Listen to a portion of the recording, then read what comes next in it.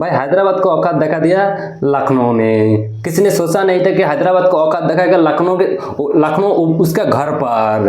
भाई ऐसी औकात दिखाया कि अब बोलो ही मत।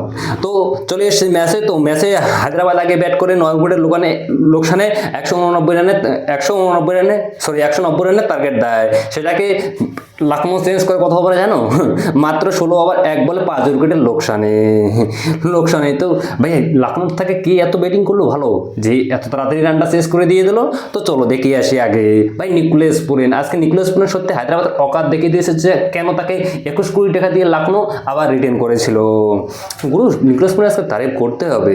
নিকোলাস পুরেন তোমাদের 26 বলে আর 70 রানের একটা অসাধারণ ইনিংস খেলে এইখানেই ম্যাচটা কিন্তু টোটালটাই লখনউ ঝুলিতে ঢেলে দিয়ে নিকোলাস পুরেন চলে যায়। তুমি তারপরে যদি দেখি মিসুয়াল মাস 31 বলে আর লখনউ ফেঞ্চেস 31 বলে 52 রান করে। একটা অসাধারণ ইনিংস লখনউ হায়দ্রাবাদকে হারার জন্য এটা একটা ইনিংস কাপি ছিল ভাই। ঘর में जाके सोला दिया हैदराबाद को यार।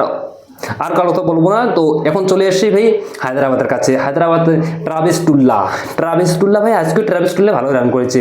28 বলে 47 রান করে ট্রাভিস টুল্লা আউট হয়ে যায়। বাকি যদি দেখি আমরা বাকিরা 10 20 30 40 বাকিদের কথা কিছুই বলে লাভ নেই। তো সবাই ভেবেছিল যে লখনউর যে বোলিং যে আজকে তখন লখনউর বোলিং লাইন কিন্তু খুব খারাপ ছিল। তার সত্ত্বেও ঠিক আছে, তার সত্ত্বেও আজকে শার্দুল ঠাকুরের ভাই তারিফ করতে হবে যে শার্দুল ঠাকুর আনসোল গেছিল, সেই শার্দুল ঠাকুর আজকে 4-4টা উইকেট নিয়ে যায়। এটা কখনো ভাবা যায়? সেই শার্দুল ঠাকুর 4-4টা উইকেট নিয়ে যায়। যে শার্দুল ঠাকুরকে আনসোল ছিল, তাও আবার কোন ব্যাটসম্যানটা হায়দ্রাবাদের। ভাই হায়দ্রাবাদ টিমের যেমন 2024 অকাত দেখিয়ে দিয়েছিল KKR।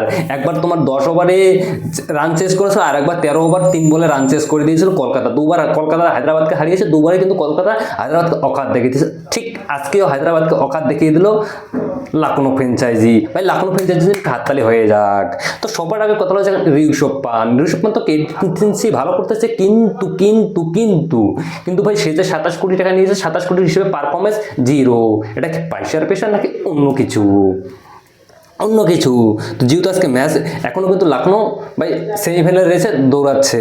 এখন হায়দ্রাবাদকেও ভাই একবার তো মানে কমেন্ট করো যে হায়দ্রাবাদ হারাতে কে খুশি হয়েছো। ভাই আমি তো ভীষণ খুশি হয়েছি।